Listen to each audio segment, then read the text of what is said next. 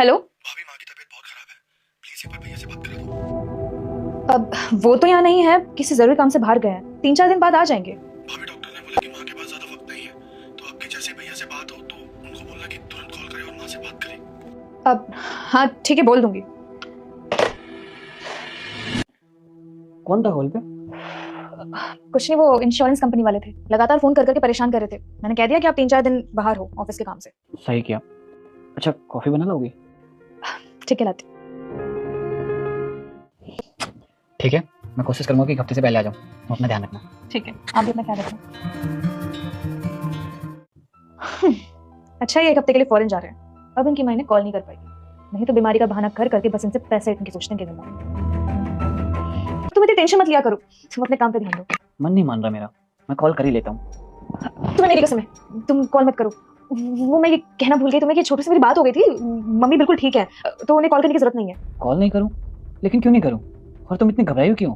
नहीं तो मैं कहाँ घबराई हुई हूँ। ऐसा तो नहीं तुम मुझसे कुछ छुपा रही हो? मैंने आज तक तुमसे कभी कुछ छुपाया? वैसे एक्टिंग तुम बहुत अच्छी कर लेती हो। एक्टिंग? कौन सी एक्टिंग? ये क्या बोल रहे हो तुम? तुम्हें क्या लगा मुझे कुछ पता नहीं चलेगा? मुझे सब कुछ पता चल चुका है जो तुम मेरे पीठ पीछे करती हो।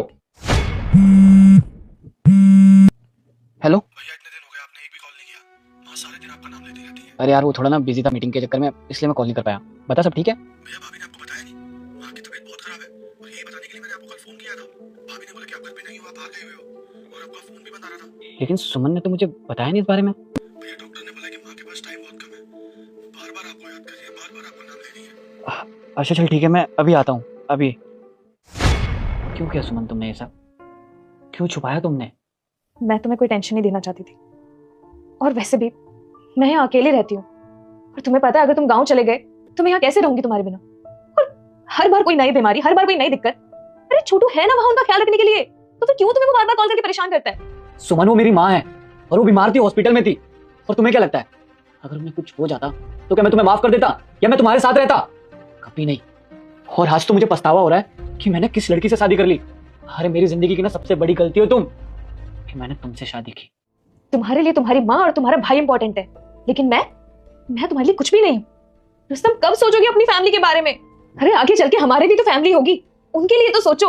या फिर तुम सब कुछ लुटा दोगे अपनी उस माँ पर? सुमन, मेरी माँ ने मुझे पैदा किया है और मेरे लिए सबसे पहले मेरी माँ है, ना कि तुम। और ये बात जितनी जल्दी तुम समझ जाओ उतना ही तुम्हारे लिए अच्छा होगा। और आज के बाद ऐसी कोई भी हरकत करी तो मेरी फैमिली में से एक मेंबर कम हो जाएगा, और वो होगी तुम।